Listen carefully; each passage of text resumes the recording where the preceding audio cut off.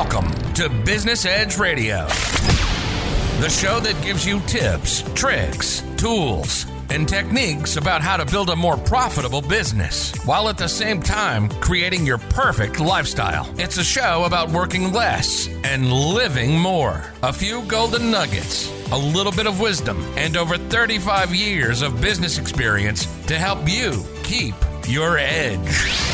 Lifestyle entrepreneur, best-selling author, internationally renowned business speaker, and daddy of three, Mitch Graff brings the heat with actionable techniques for building the business and lifestyle of your dreams. Now your host, Mitch Graff. Well, hello there, Unleashed Tribe, and welcome to a brand new and fresh edition of Business Edge Radio, the ultimate brainstorming session for your business and your life.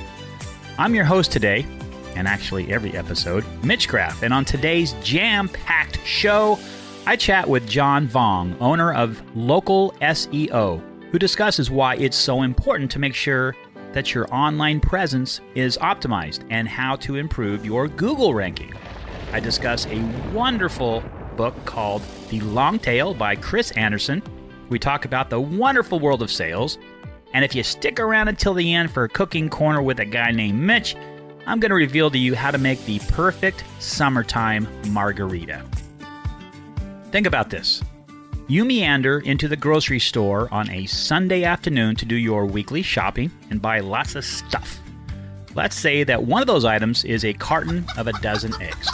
When you purchase your carton, that effectively ends the sales process for that particular dozen eggs. But let's work backwards and see what the process entailed. To begin with, some broker had to sell the store those eggs. Then there was a farm out there that sold the eggs to the broker's company. For the farmer to be able to collect those eggs, he had to have all the right equipment to handle the eggs with care and to guarantee the health of those eggs. Each of those pieces of equipment was bought and sold by someone, as were all the parts and materials required to build the equipment, and so on and so on. Those eggs came from chickens. For the chickens to lay the eggs, the farmer had to have a rooster who needs to eat something, and so do the chickens. So the farmer had to buy grain and pellets and sterilized water, which means somebody had to sell those products to him. And then there's the actual carton that the eggs go into. All the raw materials that go into making that carton come from somewhere, which means somebody had to buy and somebody had to sell each one of them. If we're talking about cardboard, each of those ingredients was probably bought and sold 5 or 6 times, going back to when it was a single tree standing tall amongst its brothers and sisters in an ancient forest somewhere. All of this buying and selling takes place just so that you can go to the store, spend $1.50, and buy a dozen eggs to make an egg salad sandwich or a cake or breakfast or a souffle. And then you need to buy flour and sugar, and I think you get the point. If something as simple as a dozen eggs requires that much buying and selling, just think about things like jumbo jets, x-ray machines, or computers. And whether you like it or not, you are in the business of selling, plain and simple. Now, marketing and branding are big challenges for us for sure, but they are only the first steps in building a successful business.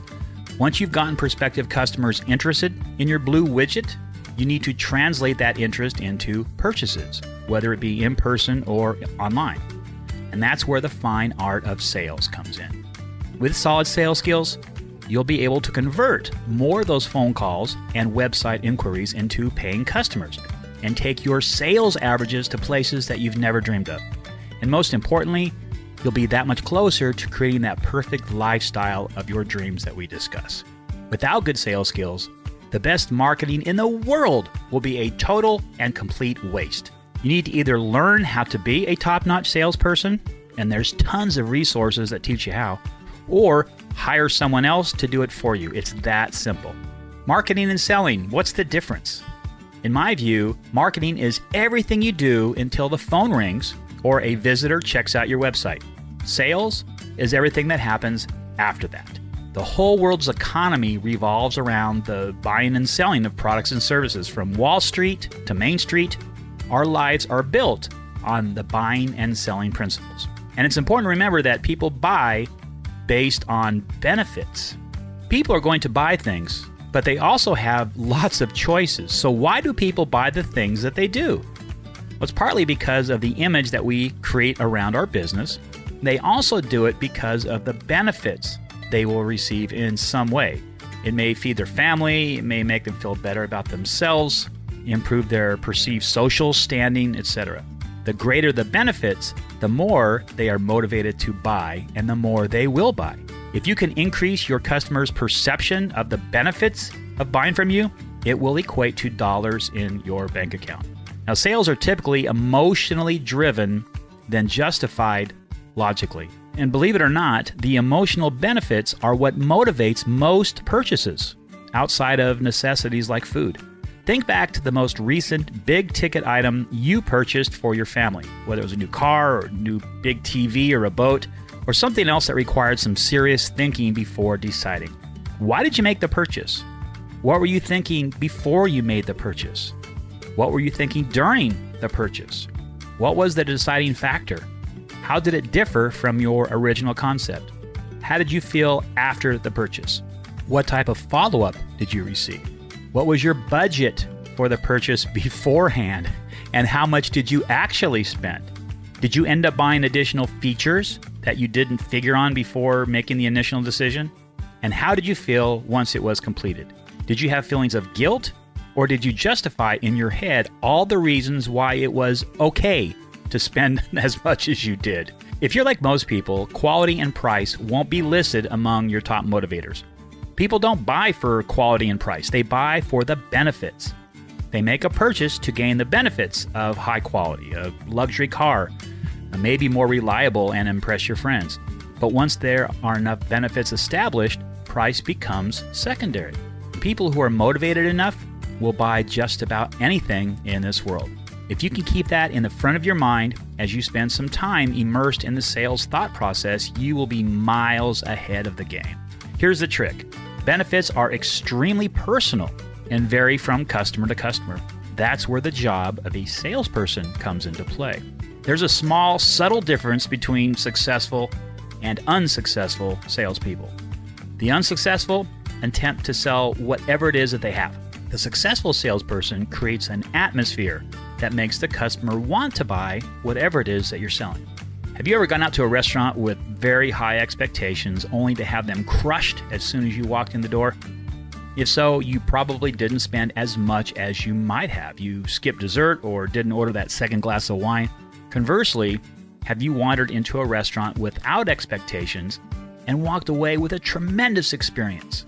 Some of my most expensive dinners have been at places where I was pleasantly surprised by the tantalizing appetizers, the phenomenal service, the delicious meals and desserts, the extensive wine list, the ambiance, and of course that service being second to none. At that point, it didn't matter what the price of things was. The experience and the emotion are much more powerful than the price of a bottle of wine. Remember this, people don't like to be sold, but they love to buy. And I don't know about you, but when I get into the car and head down to the local store to make some sort of purchase, I usually have an exciting feeling of exuberance and anticipation, whether it's a new car or a pair of Levi's, or just the makings for one of my barbecue feasts. I have a great time, and I have an emotional reaction. Often, I will spend more than I had anticipated before I left home, and my guess is that you've had similar experiences. Why? Because something in the way the products are packaged or displayed or designed made us want to buy them, made us feel the benefits of owning them. The next time you go out shopping, try to think of the reasons why you purchase the things that you do. It's a very fun exercise. And here's another exercise. I call this the Power Selling Self-Test. I want you to grade yourself on a scale of 1 to 10, 10 being the highest that you can get. And remember, there's no pass or fail scores, and you're not going to be graded. It's just simply information. And the more useful information that you can have about yourself, the more prepared you will be to tackle the challenges and the obstacles that will appear along the road to success. So here we go. Number 1, do you have a comprehensive sales strategy beginning with the first phone call or website visit and ending when the lifetime value of that customer ends? If so, what is it? Number 2, do you feel you are maximizing each order that you write as far as dollar amount? Number 3, what are your sales averages for each of your products and services? Now, if you don't know, you now have some homework for the next week. Number 4, how do you feel about your sales skills on the phone? Can you and your staff answer questions effectively, build a bond, and then get them to commit? Number 5, do you have incentives built into your price list that encourage customers to spend more? Number 6, do you have confidence that your price list is your number one salesperson? Number 7, are you able to overcome objections easily and effectively? Number 8, do you have a system for follow-up after purchase? And if so, what is it? Number 9, do you have a referral program in place that motivates customers to send you new business? If so, what is it? And number 10, do you offer incentive-driven packages in your price list that act as a silent salesperson? And what are those incentives? And remember, there's no right or wrong answers. This is just information for you. And the more information that you have, the better positioned you will be. Let's switch gears just a little bit and think about the following statements. And these can be answered in your head with a simple yes or no. I feel good about myself and am confident in my sales skill sets. I usually say the right thing at the right time.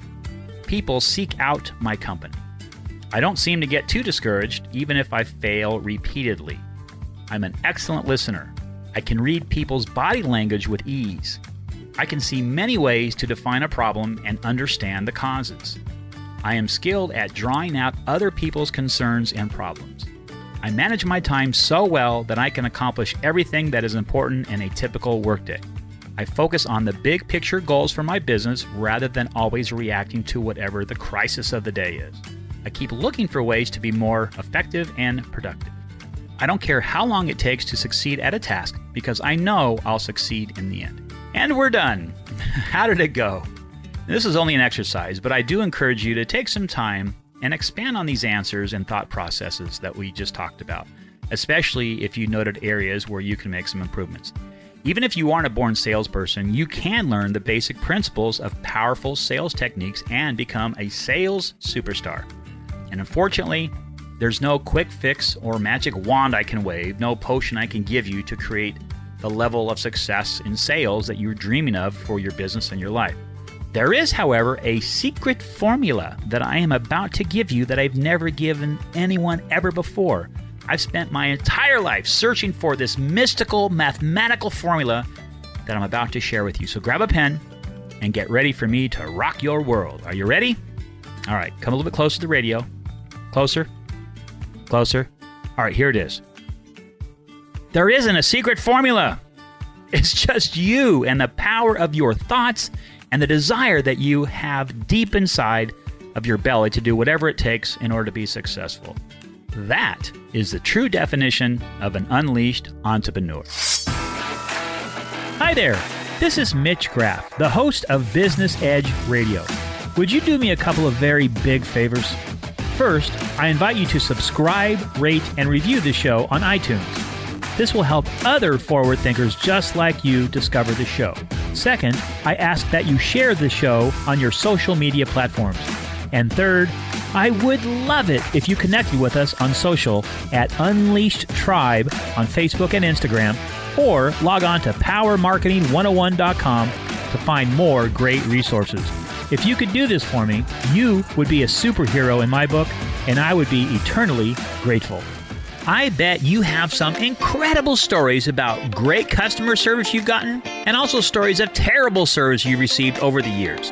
Fans, I have a special invitation for you. I am currently writing a new book titled Customer Service is Dead, giving 6-star service in a 1-star world that will be released later this year. What I'm looking for are your stories and examples of the good, the bad, and the ugly. And if your story is chosen for publication, you will receive a copy from the first printing, as well as your story being read on the air on a future show. Simply send us your story of no more than 500 words to info@powermarketing101.com. That's info@powermarketing101.com by July 31st, and hopefully your story makes it in my new book, Customer Service is Dead, giving 6-star service in a 1-star world. Have fun with it, make it entertaining, and give me your good, bad, and ugly stories about customer service you've received. Give me your best shot and make me proud. Today's book is called The Long Tail: How Endless Choice is Creating Unlimited Demand by Chris Anderson, who is the former editor of Wired magazine. The book argues that products in low demand or that have low sales volume can collectively build a better market share than their rivals or exceed the relatively few current bestsellers or blockbusters, provided the store or distribution channel is large enough.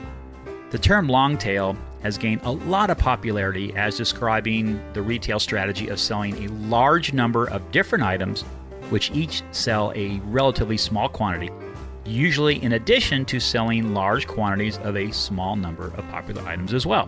Chris Anderson popularized the concept in an October 2004 Wired magazine article in which he mentioned Amazon, Apple, and Yahoo as examples of businesses applying this strategy. Then came the book. He gives hard facts, charts, and numbers, plus futuristic insights. He decodes the mysteries of online marketing, internet-based commerce, and other new age economic realities. His calculations, the public feedback he's received, and extensive research that he put into the book offer more than just statistics for the sake of proving his point. Online retailing has a long reach into niche markets. This gives its products longevity that stores with finite shelf space can't match, no matter how much steam they get from short-lived blockbuster products. Anderson credibly explains the decline in box office sales and the rise of niche companies such as Netflix and iTunes. Consider a time capsule from the 70s and 80s. Mega hits from Michael Jackson and the Eagles dominated the music scene. Corporate hit machines cranked out a short list of top television shows, movies, and performers. The message? Either you're hot or you're not. And in the hit-dominated world of the 70s and 80s, the mega hits were the gods of profits. The story of the long tail is really about the economics of abundance.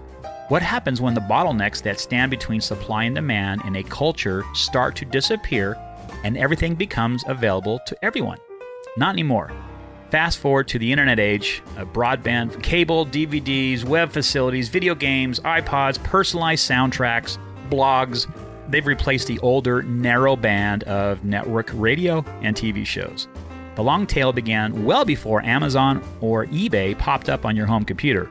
Ironically, the long tail is actually the offspring of the traditional retail industry.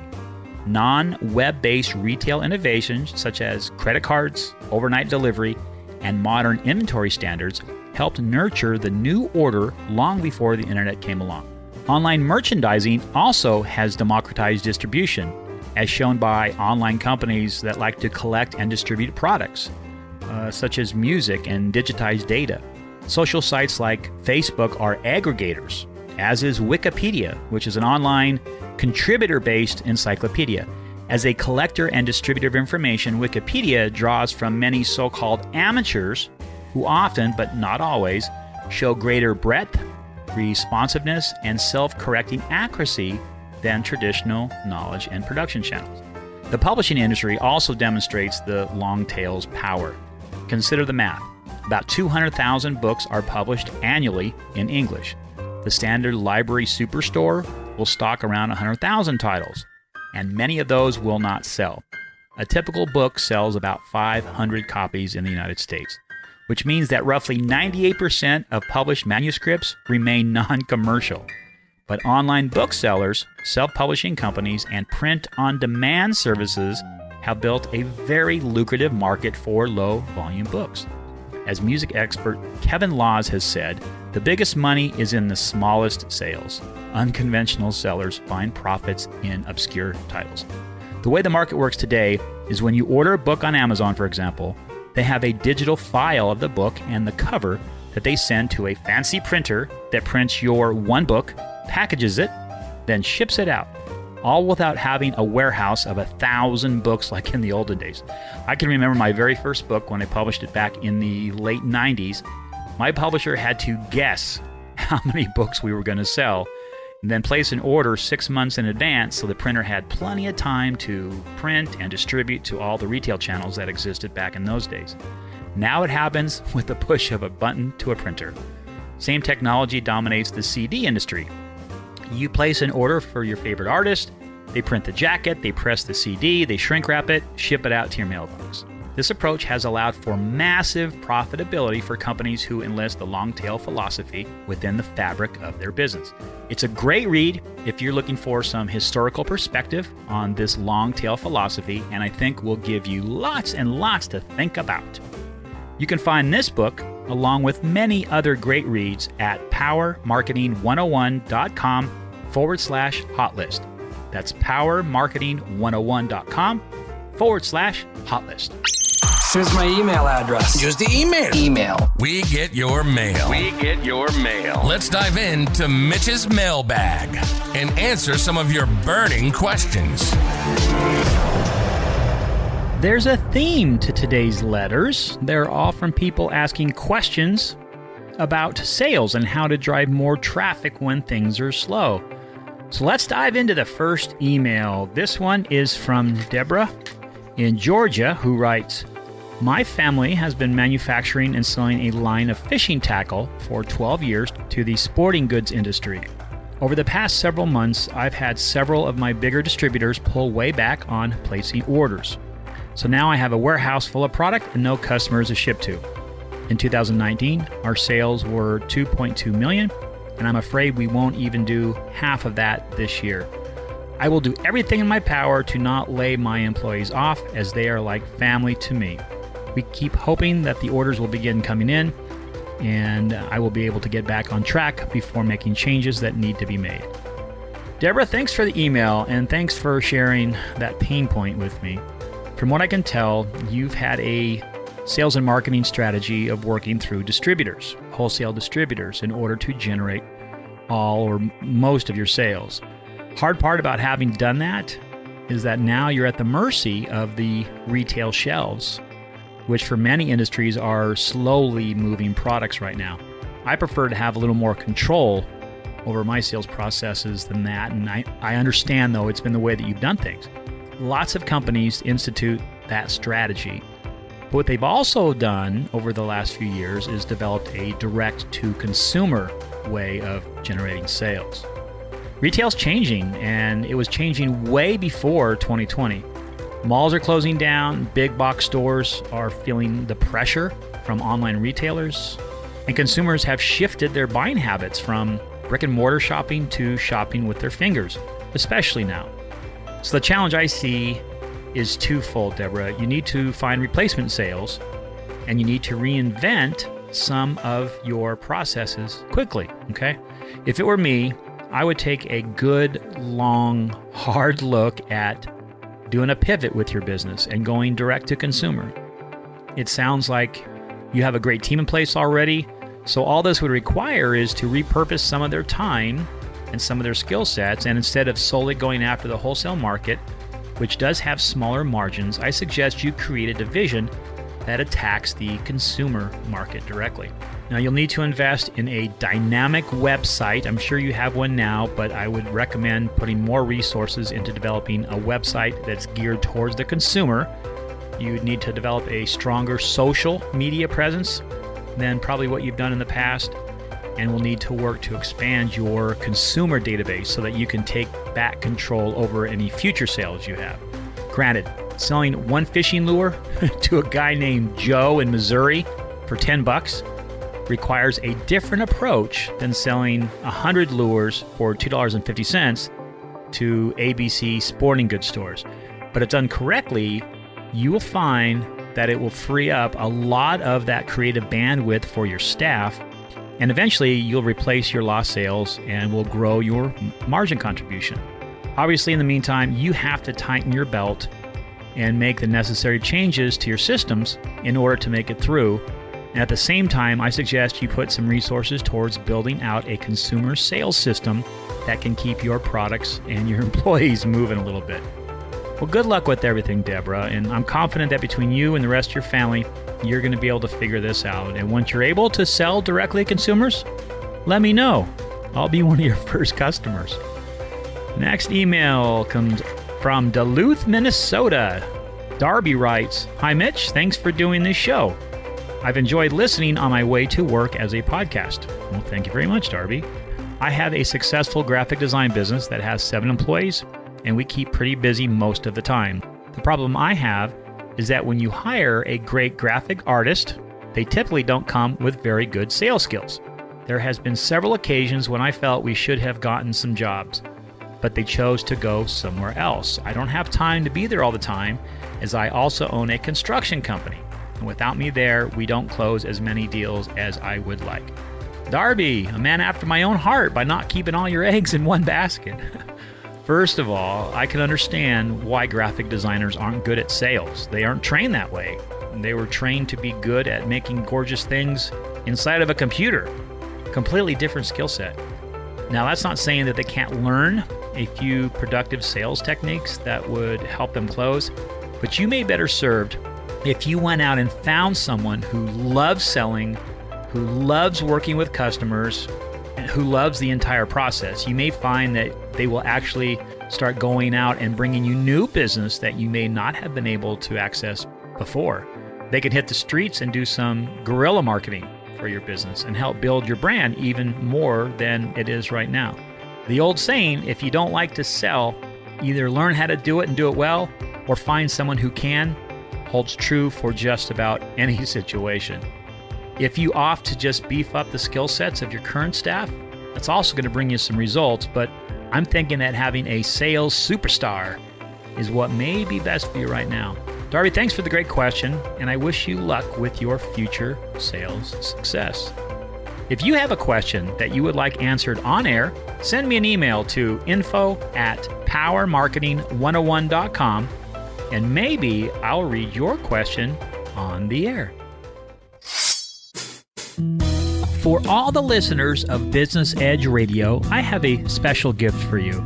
I want to give you a free copy of my book, High Voltage Branding, Go From Ordinary to Extraordinary, as my way of saying thank you for being a loyal listener. The book covers the most important elements of how to develop a great brand, build a loyal fan base for your products and services, and ways to identify if your brand is broke. Whether you're an old-timer or have a new business venture, having an impeccable brand is vital to your success. And this book will give you lots to think about.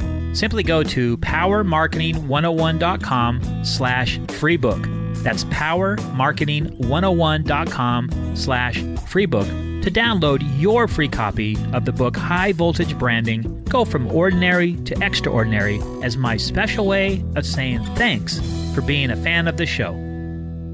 This episode is being brought to you by the School of Hard Knocks. If you're anything like me, you know many people who have wounds and scars from battles won and lost in their life. We've all heard it said before that, oh, he or she is a student at the School of Hard Knocks, or the best lessons I've ever learned are from the School of Hard Knocks.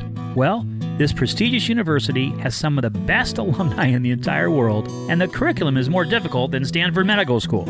You can't apply for admission, and you don't get to pick your classes. We all know that special person who always seems to be hit with adversity and obstacles, but always comes out the other end with a smile.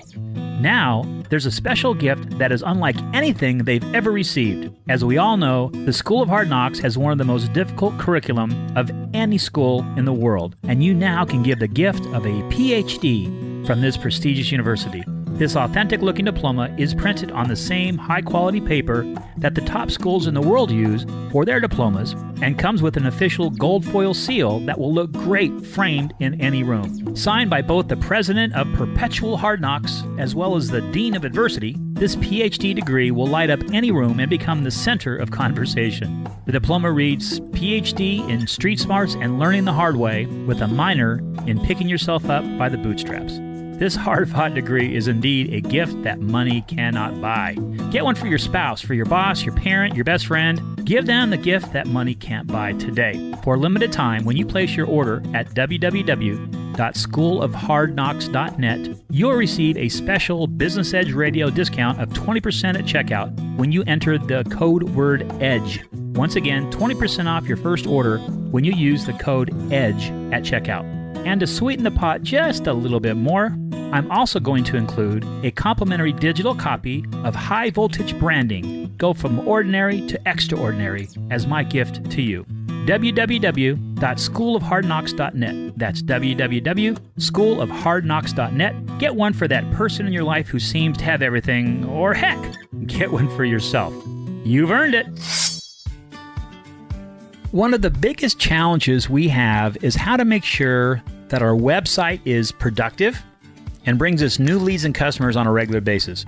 My guest today is an expert in SEO, search engine optimization, and how to maximize your website's potential. He started many years ago in the yellow page industry. Remember when that was the best and only way to find a business? Well, things have changed drastically since then. He helps small and medium-sized businesses rank on Google and dominate their local markets. He also puts a strong emphasis on relationships and treats his clients like family, wanting to not only help them rank, but also to help them grow their business and be successful. So please enjoy my interview with John Vuong. Thanks, Mitch, for having me. I'm delighted and happy to share some insights with your audience members. Oh, we're honored to have you. And, it's something that we always talk about on the show here is just the challenges that entrepreneurs have and just regular business people have. You don't have to own a business to be dealing with all the stresses that are out in our world today. One of the biggest challenges that we face all the time is how do we make sure we have a constant flow of leads, prospects, customers, putting eyeballs on our business. Now, whether that means a brick and mortar on Main Street, you got a pizza joint down there, or whether it be a virtual store on the internet. And the internet came along 15, 20 years ago and completely changed everything. Absolutely changed everything. Why is it so important today to make sure that your website and your digital assets are the best that they can be?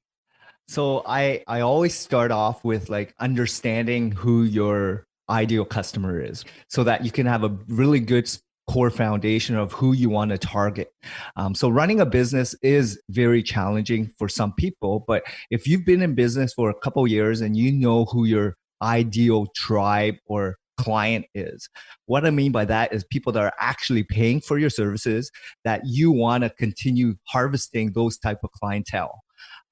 Once you identify that, then you can really amplify that message and target using some digital presence and digital marketing to really elevate your visibility.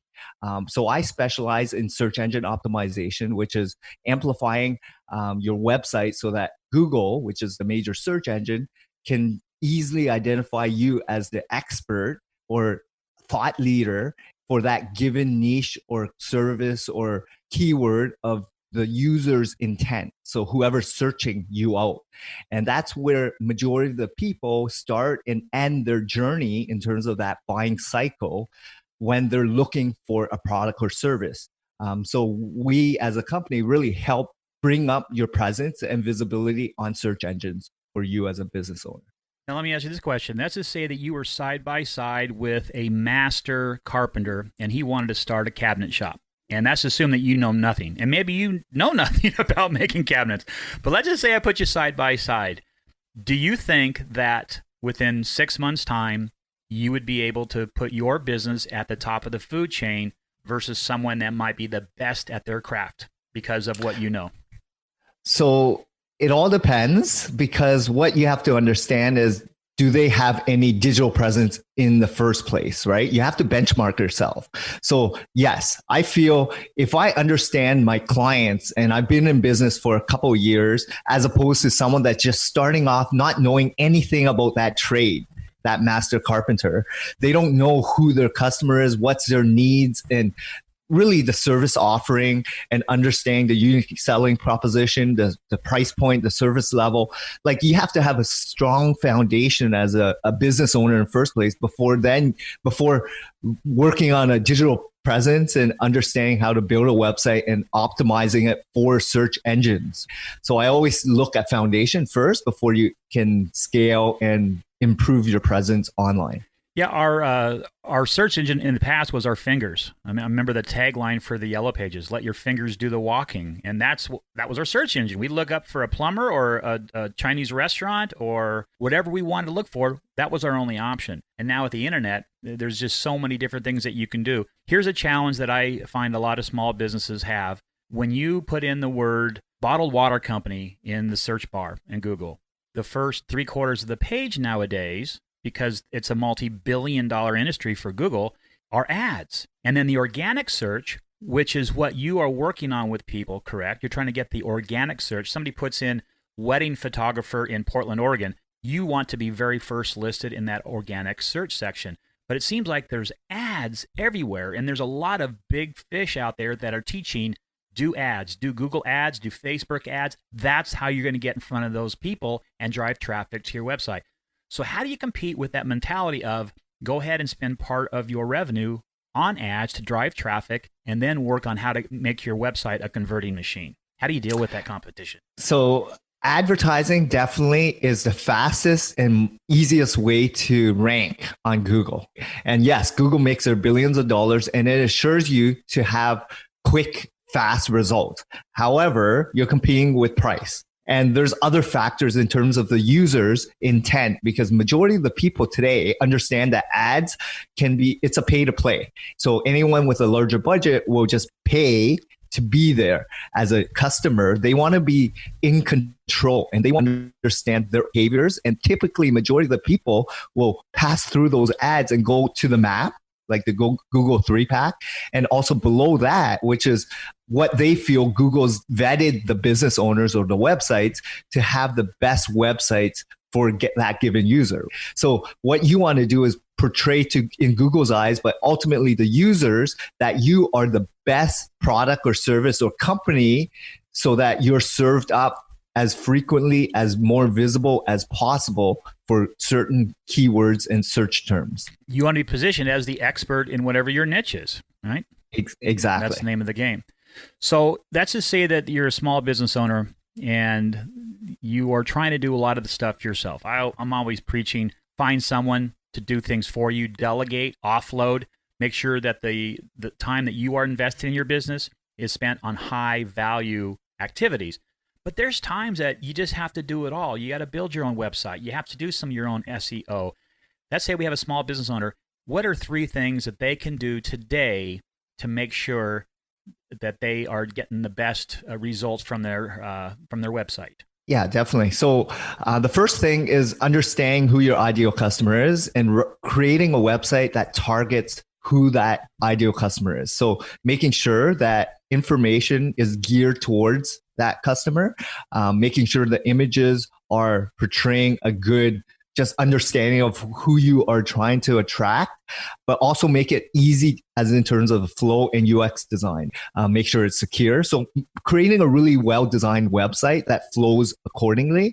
Other than that is content creation. So content can be absorbed in multiple ways, not just written content, but also audio content, images, as well as video. So you have to understand where and how your customers are consuming content, especially your ideal tribe or customers. So do they like reading, or do they like watching videos, or do they like listening? So start producing those content pieces or assets that actually are reflective of who your audience members are, and invest on high quality, well-researched content as opposed to just putting it out to put it out. So focus on in-depth, well-researched quality to position yourself as a thought leader. And then, of course, once you've got the asset in place, like a really good website, start producing good content. It's all about running a really good business. What I mean by that is taking care of your customers, ensuring that they are happy, they continue using your service, but ultimately they're referring you, or ultimately they're writing reviews for you. So get a good reputation out there in the marketplace so that people will start reading third-party reviews and letting other people know about what you've done for them. Yeah, there's a reason that YouTube is the second biggest search engine, right? Not everybody wants to just look at a static, boring website that just has a bunch of text listed. Some people want to consume that video. Some people want to hear an audio, which is why podcasting has exploded around the world. And some people want to read an email. Everyone's motivated by something different, and we call them the avatar. You know, the perfect customer is that avatar. Who is the avatar? What's their age? Are they a family? Do they have kids? What car do they drive? What zip code do they live in? You need to know who your exact perfect customer is before you develop page 1 of your website. Talk to me about Facebook ads and Google ads a little bit. Do you recommend that for a new business or a business that is struggling to find that traffic on their website? I strongly my advice is if you're just starting off, you don't even know who your ideal tribe or customer is, right? So you need a strong base of paying customers. And until you realize who they are, it's very difficult to run a proper SEO campaign because no one can really help you if you can't help determine who they are that you want to target. So I would advise you when you're starting off, throw some money, and it's the most affordable way to advertise today, which is Google ads and Facebook ads. Because traditionally, before the internet existed, you would have to spend tons of money on brochures or flyers, newspaper ads, yellow pages ads, print media, and it would not be real-time data. It would be really staggered, and you would have to wait with call tracking and wait until it's actually printed, published, and distributed before you get real data. So with technology, it actually speeds up a lot of the processes and a lot of statistics that you can actually go back and absorb and identify what kind of avatar or persona that you want to target.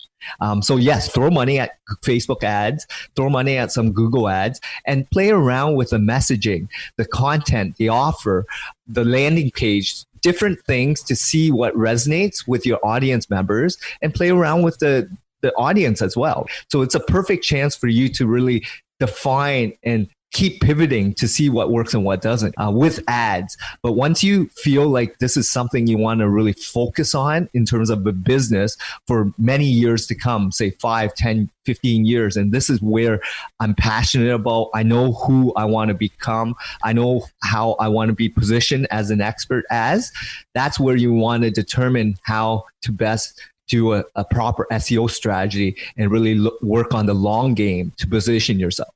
Okay, so once you know that perfect customer, the next step is to develop some keywords, correct?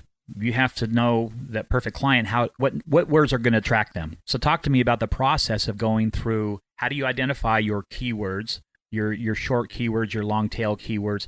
Kind of talk about that whole industry. Yeah, so keyword research is a fairly important aspect in terms of content creation and working on a website, because not only do people want to rank for the transaction phase of when someone's buying something, but they might also want to start capturing leads and people who are interested early stages, which is informational gathering. So there's different stages of that buyer journey. So if they're ready to buy, yes, transaction, buy, coupon, purchase, some of those terms. But when they're reading up, like maybe it's 6 months down the line where it's a big purchase item, it's how-to videos, guides, things that actually can inform them and educate them in a blog format or a YouTube video, right? So capturing leads so that people can recognize where you're at in the buying journey is as important or very important to determine what kind of content creation that you want to produce. So keyword research, definitely semantic keywords, but really focus on the user intent, because every user will have different terms that they're typing in based on their criteria. As much as there's a lot of volume keyword research tools out there, they determine volume wise, the competition level, and really gives you a range. I always look at convertible traffic more so than just broad term. And the easiest way to identify what resonates with you and focus on is really go after long tail early days to position yourself as the expert. And then when you start getting some traction, then you kind of narrow it down to more broader terms. Now, long tail, an example of a short tail or a broad term would be like a dip mix. Let's say you go to Amazon and you're looking for dip mixes. You just put in the word dip mix. Well, there's going to be 48 million other people that have thought of that term for their product. The long tail would be gluten-free gourmet dip mix packets. You add some other descriptors to that phrase, and people will be searching that in. Now, maybe it's not going to be 10,000 people a minute, but people are going to be putting in those search words. And if you can get to the top of the page for those smaller niche down group of people that are putting that in to their search bar, you're number one, your conversion rate's going to be much higher, right? That's correct. Always focus on niche early days and then expand with broader terms once you start getting some traction. That's great advice. We'll be back for more of today's episode right after these words from our wonderful marketing partners. In today's business world, it is vitally important that you understand what I call the 7 pillars of business success, which are lifestyle design, time management, branding, sales, marketing, pricing, and social media. Regardless of what industry you're in and whether you have a brick and mortar or you're only online, having a solid foundation in these skill sets will set you up for success down the road. And to personally help you with your journey, I've come out with the Business Edge podcast, which you're listening to right this second. And I've also written a book that I can highly recommend called Business Basics Bootcamp, the ultimate crash course, now available on Amazon.com, and will give you the 30,000-foot view of all these topics and many, many more. You know, reading is something that is slowly being replaced by videos and audiobooks or just scrolling through your newsfeed on social media. But I've always found reading to be kind of an escape from whatever is happening in the world. This book will help you slow down just a little bit so you can get your business house in order, so to speak, and get your creative juices a-flowing. Log on to Amazon.com today and get your copy of Business Basics Bootcamp, the ultimate crash course. You can search my name, Mitch Graff, or search the title of the book. In the dog-eat-dog world of business success, the weak will perish and the strong will survive. Which will you be? Talk to me about competition. How do you analyze the competition that is out there trying to get the same sets of eyeballs on their products as well? How do you go about your competitive analysis? Yeah, so benchmarking, understanding where you sit exactly the day you start this campaign. There's a lot of tools and software in terms of link analysis, technical analysis to see what's going on and what other competitors have done to really elevate themselves, right? Versus yourself. And typically they are using other agencies or they have people in-house or they're doing it themselves in terms of SEO, because people that are ranking, they kind of know a little bit about search engines to rank. So what you need to understand is, are they doing it and evolving and always growing and positioning themselves, or are they stagnant? And if they are stagnant, how can you position yourself to overcome them and excel? Because ultimately SEO is a game of, it's checkers, right? A cat and mouse. There's always moving parts. There's so many different variables, but ultimately everyone wants that number one page or number one ranking on Google. And it's always a battle. And every SEO agency is competing with the same terms usually. And there's so many tools, there's so many ways to outcompete, but ultimately it's all about authority. It's about positioning yourself as the expert. And there's only so many things that you can do that. And it's time in as opposed to ways to hack the system. You either shotgun market it and throw everything out there and hope that something sticks, or you laser beam focus market and go after the niche down as far down as you can get to that perfect avatar of yours. Is there any softwares that you can recommend that are out there that will help people do this? Yeah, so we use a lot of SEO softwares that are very relevant for our industry. So SEMrush is more of a technical software that we use. Say that again, SEM... Rush. Okay. For keyword research, we use keywordtool.io. Also, Google Ads has their own keyword tool planner. Ahrefs is for links. And then, of course, there's all these other tools that are really to help you with, like, say, WordPress. There's Yoast or All-in-One SEO.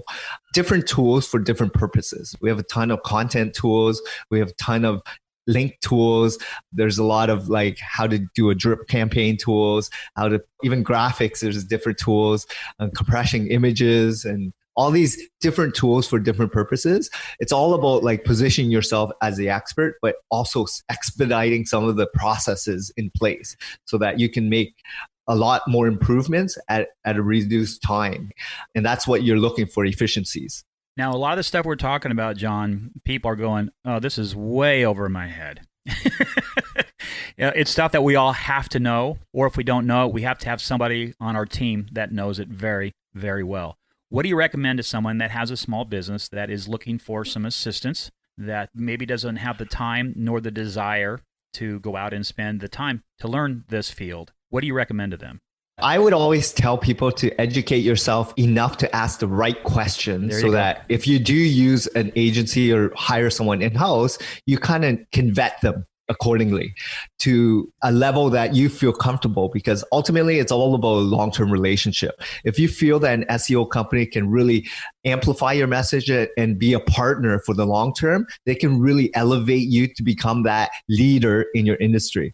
However, if you partner with the wrong company or you hire someone that's really detrimental to you, it may push you back and take you a little bit longer to succeed.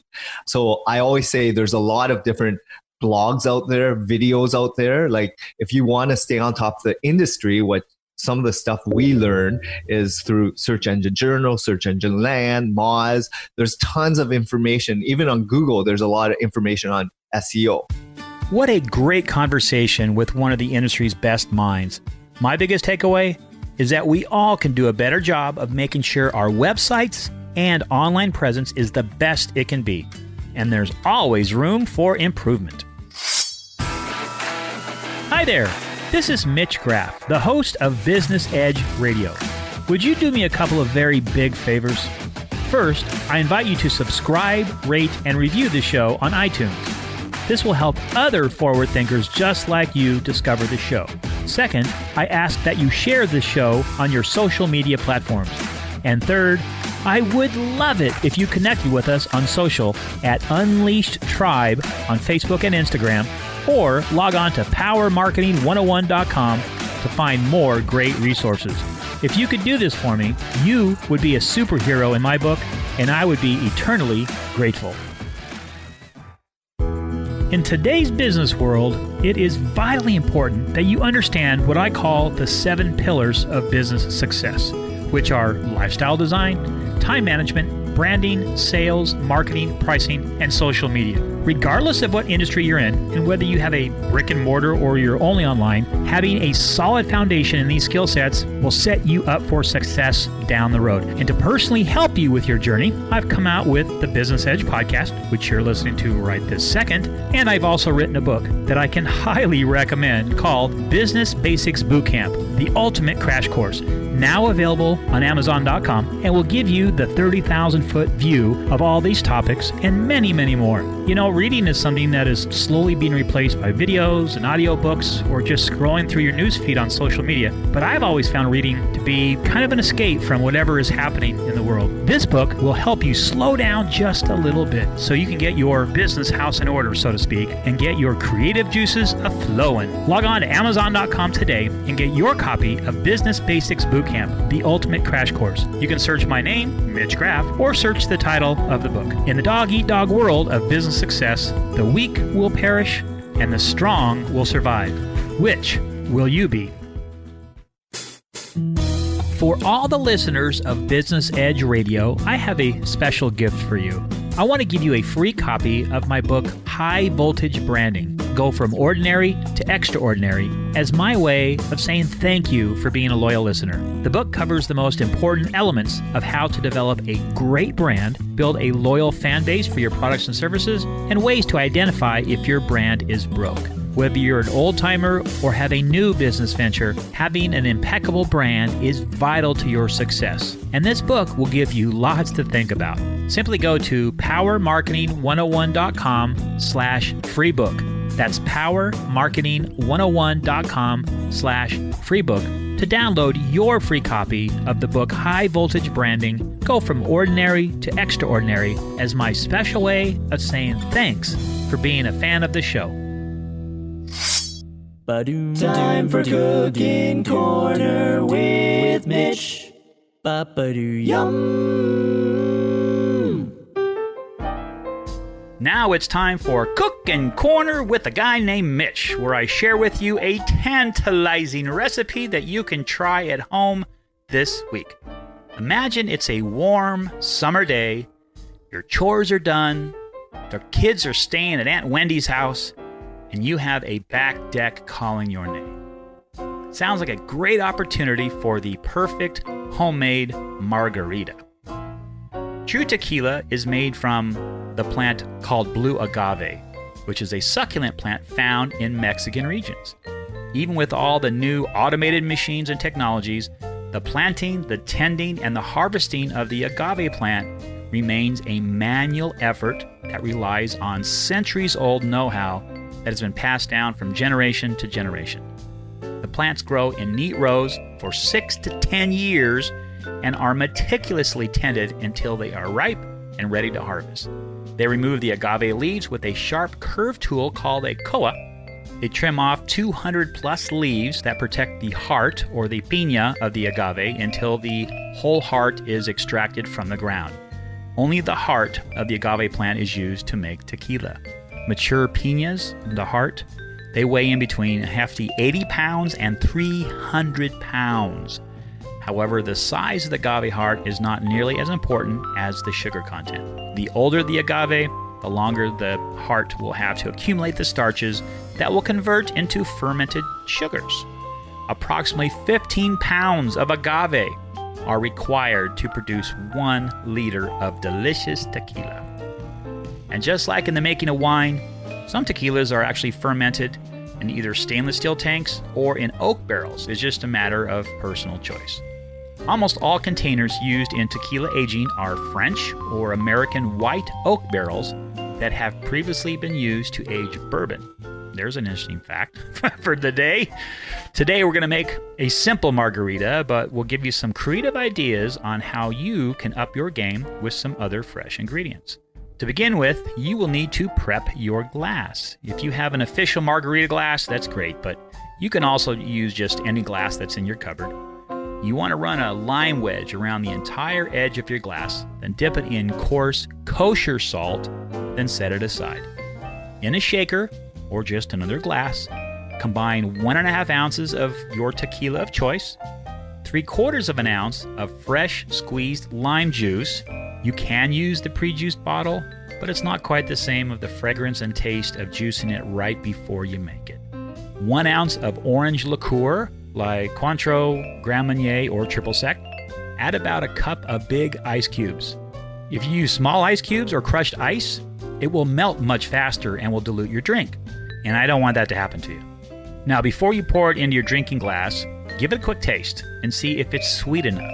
We all have different taste palates, and you want your drink to be perfectly made to satisfy those taste buds. If you need more sweetness, you can add a little bit of simple syrup, which is very easy to make. It's equal parts of sugar, granulated sugar, and water. Mix it up together, make sure it's all dissolved. You can store it in your fridge for up to 30 days. Add a little bit of that until it gets to that desired sweetness. Here's a few other cool things that you can do to really kick up the recipe a notch. You can add fresh herbs like muddled mint, fresh basil or lavender, or even cilantro. Add a muddled jalapeno or a serrano chili for a spicy kick. You can use mezcal tequila for a smokier taste. Use lemon instead of lime. Add some fresh fruits like strawberries or mangoes or pineapples, my favorite, or fresh blueberries. Once you have the sweetness where you want it, pour it into your salted rim glass, slather some sunblock on that beautiful nose of yours, and hit the back deck while you enjoy the world's best homemade margarita. Have some friends? Well, the recipe for a pitcher is 3 cups of tequila, 2 cups of orange liqueur, and 1.5 ounces of lime juice as your base. And you can play with it from there with what you decide to add to it. Want to make it without alcohol? Very simple. Just leave out the tequila and orange liqueur, and you are good to go. I know you're going to have fun with this one. Play around with the recipe and let me know how it goes. Well, that will do it for this edition of Business Edge Radio. And my parting shot today is this. A person who never made a mistake never tried anything new. Albert Einstein. Yeah, like homemade margaritas. Until next time, this is Mitch Graff reminding you to live with passion. I'll catch you later. Thanks for hanging out with Business Edge Radio. If you enjoyed today's show, we invite you to subscribe, rate, and review. Then hop on over to www.mitchgraff.com to get even more meat and potatoes. We also invite you to follow the show at facebook.com/Unleashed Tribe. The most valuable asset that any of us has is our time. And we thank you for choosing to spend some of your precious time with us.